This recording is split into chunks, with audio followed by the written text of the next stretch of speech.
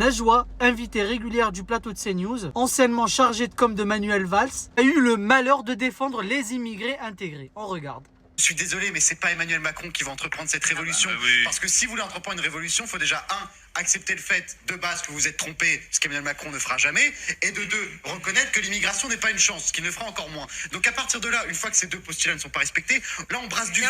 C'est de la mesurette. Excusez-moi. Mais c'est de la mesurette que vous faites. L'immigration délinquante et illégale. Non, n'est pas toute l'immigration, non, madame, je suis toute. désolée. Quand il y a des hôpitaux, il y a des hôpitaux dont les services sont tenus par des médecins étrangers. vous Vous avez ne des chiffres, pouvez pas madame, dire. madame, Vous vous ne avez des pouvez chiffres pas dire. Vous avez des chiffres De quoi les Vous chiffres? avez des chiffres Non, je mais sais pas, de vous quoi? parlez- De quel vous de parlez quoi de- vous parlez? de médecins Oui, il y étrangers a qui des tiennent les hôpitaux. hôpitaux. Il y a des hôpitaux. Quel En banlieue notamment Quel parisienne.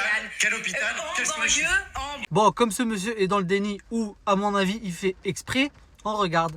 En France, l'hôpital public ne pourrait pas tenir sans les médecins maghrébins. Cardiologie, consultation, Dr Ouakli Abdelkader, Aberkan Linda, Deni Walid, Soltani Zahia, Djali Saïd, et ça continue, ça continue. Attendez, c'est pas fini. La France, l'arrivée de 2 médecins algériens se fait attendre. Ces médecins maghrébins au statut précaire indispensable aux hôpitaux français. Il en veut plus. Le système hospitalier français repose de manière vitale sur les praticiens d'origine maghrébine. De nombreuses études le démontrent sans ambiguïté. Sans eux, une large part des hôpitaux ne pourrait tout simplement pas fonctionner. Et elle, quelque part, elle l'a mérité. Parce qu'elle est souvent sur le plateau de CNews pour justement pointer du doigt les musulmans, les femmes voilées, le soi-disant entrisme islamisme, j'en passe et des meilleurs. Alors c'est facile de parler sur un plateau de télé sans avoir des données avérées et prouvées. Et surtout pas de contradicteurs fiables pour réellement les mettre à terre. Parce que franchement, c'est trop facile.